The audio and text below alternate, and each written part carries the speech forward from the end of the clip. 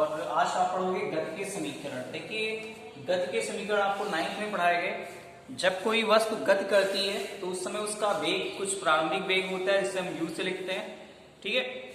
उसके बाद वो कुछ दूरी तय करती है जिसे हम s से लिखते हैं, ठीक है। और जब दूरी तय कर रही होती है तो उस पर एक त्वरण कार्य करता है जिसे हम स्मॉल a से लिखते हैं। और जब दूरी तय कर रही होती है या कर चुकी होती है उस समय जो टाइम लगा उसको हम t से लिखते हैं, स्मॉल t से।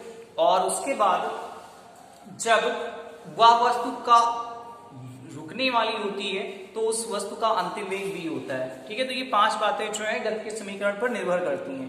क्लियर हुई बात। अब आपने 9th में गति के समीकरण पढ़े हैं, ठीक है। तो 9th में आपने ग्राफिकल विधि द्वारा गति के समीकरण पढ़े। आज यहाँ पे अवकलन विधि द्वारा या समाकलन विधि द्वारा या मैथमेटिकली तरीके से आपको गति के समीकरण समझाए जाएंगे। चलिए पढ़ते हैं पहला समीकरण। फर्स्ट समीकरण यानी इसको लिखेंगे प्रथम समीकरण। प्रथम समीकरण ये क्या होता है?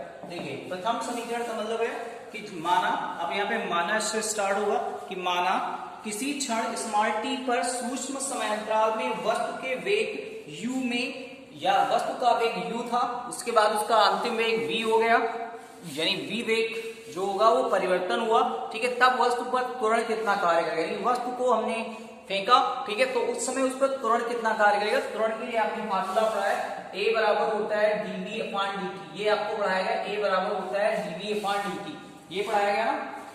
या इसको लिख सकते हैं a dv बराबर लिख सकते हैं a dt, ऐसे लिख सकते हैं। ये हमारा समीकरण आया dv बराबर a dt। उस पर कितना वेग यानी लास्ट वाला उसका वेग में जो परिवर्तन हो रहा है वो कितना हो रहा है, ठीक है। अब गति के दौरान जो पिंड जो है या वस्तु जो है गति कर रही है तो उस गति के दौरान, ठीक है, उसके वेग में परिवर्तन u से v हो गया तथा जो समय था वो 0 से t हो जाता है। तब समाकलन करने पर तब क्या करेंगे, इसका हम समाकलन करेंगे तो ये समाकलन का चिन्ह होता है, ध्यान रखना। इसको लिख सकते हैं dv और इसको लिख सकते हैं a इंटू dt। अब जो है वेग में परिवर्तन कहां से हुआ, u से v तक हुआ, यानी जो लिमिट हो गई u टू v। और यहाँ पे समय में कितना परिवर्तन हुआ, तो 0 समय, हम कैलकुलेशन जो करते हैं वो 0 से करते हैं और t समय तक जाते हैं। कहां तक जाते हैं, t समय। जैसे हम कोई भी काम कर रहे हैं तो हम अगर हमें 1 घंटा काम करना है तो हम 0 से स्टार्ट करेंगे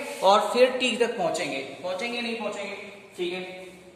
अब यहाँ पे हो गया u इंटू वी dv और u t into a dt। या इसको कुछ ऐसे लिख सकते हैं, चलिए हटा देते हैं, अभी इसको हटाते हैं पहले, ठीक है। इसको कुछ ऐसे लिख सकते हैं, इंटीग्रेशन, या छोटा हो गया अभी, इंटीग्रेशन u इंटू वी और dt बराबर a जो था वो कांस्टेंट था तो इसको a बाहर फेंकते हैं, 0 into T into D T. अब यहाँ पे dv के सापेक्ष समाकलन करेंगे और यहाँ t के सापेक्ष dv के सापेक्ष समाकलन करेंगे और dt के सापेक्ष समाकलन करेंगे। तो इसको करेंगे तो ये होता है u, इसको करेंगे तो ये आएगा जीरो नहीं u इंटू वी बराबर a, और इसका करेंगे तो ये आएगा t 0 इंटू टी, ऐसे होता है। आपने फार्मूला पढ़ा है किसी भी फंक्शन का, जिससे लिखा हुआ dx, तो इसका समाकलन करेंगे तो x आएगा। अगर यहाँ लिखा है integration x square into dx लिखा है तो इसका समाकलन करेंगे तो x की पावर 2 प्लस 1 अपॉन 2 प्लस 1 बराबर आएगा x की पावर 3 और बटे 3, ऐसे समाकलन होते हैं, ठीक है। यानी इसका जो फार्मूला होता है कि अगर लिखा हो इंटीग्रेशन x की पावर m बराबर तो x n plus 1 upon n plus 1, ये फार्मूला जो है आप लोग याद रखेंगे, ठीक है। ये समाकलन करने का फार्मूला है। तो यहाँ पे v था तो v का करेंगे तो v आएगा, t का करेंगे तो t आएगा। इसको लिख सकते हैं सबसे पहले अपर लिमिट, उसके बाद माइनस में लोअर लिमिट, तो लिखेंगे v माइनस u लिख सकते हैं इसको, और बराबर लिख सकते हैं a और t माइनस 0, ऐसे लिख सकते हैं। सबसे पहले जो लिखा गया है यहाँ पे वो अपर लिमिट फिर माइनस लोअर लिमिट, ठीक है। तो ये हो गया v माइनस u बराबर a t, ऐसे हो गया, ठीक है। दिख रहा है, देखते हैं दिख रहा है नहीं दिख रहा है, दिख रहा है, चलिए ठीक। इसको हटाते हैं तो यहां लिख सकते हैं v बराबर u प्लस a t। ये जो है गति का प्रथम समीकरण है, यही आपने 9th में पढ़ा था, जो कि ग्राफिकल विधि द्वारा पढ़ाया गया, जबकि यहाँ पे मैथमेटिकली तरीके से आपको पढ़ाया जा रहा है। उसके बाद चलिए सेकेंड समीकरण की बात करते हैं, गति का सेकेंड समीकरण। चलिए पढ़ते हैं। द्वितीय समीकरण क्या है? द्वितीय समीकरण देखिए, अब द्वितीय समीकरण का मतलब है कि हमारे पास पहले में v आया, u आया, a आया, t आया, s नहीं आया। चलिए इस बार s लाते हैं, ठीक है। अब माना किसी वस्तु या किसी क्षण स्मॉल t पर वस्तु का सूक्ष्म समयांतराल dt में ds दूरी तय करता है, तब वस्तु का वेग कितना होगा? तब वस्तु का वेग हम लिख सकते हैं v बराबर ds अपान dt। यही पढ़ाया गया आपको कि वस्तु का वेग v बराबर होता है ds अपान dt, या इसको लिख सकते हैं ds बराबर v dt। इसको ऐसे लिख सकते हैं ds बराबर v dt। अब प्रथम समीकरण से, तो प्रथम समीकरण से लिखेंगे, प्रथम समीकरण से आपने पढ़ा है ds और v बराबर पढ़ा है u प्लस at, यही पढ़ाया गया, इंटू dt हो जाएगा, या लिख सकते हैं ds बराबर u dt और plus a t into dt। ये हो गया क्या?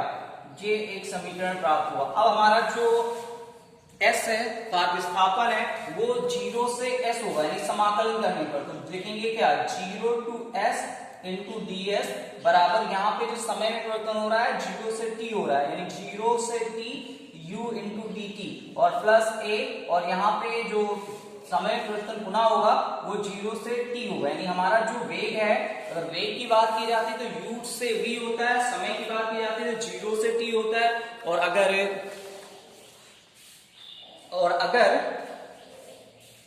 s की बात की जाती है तो 0 से s होता है। यानी यहाँ लिखेंगे 0 t इंटू dt, ऐसे लिख सकते हैं, या इसको हटा देते हैं हम, ठीक।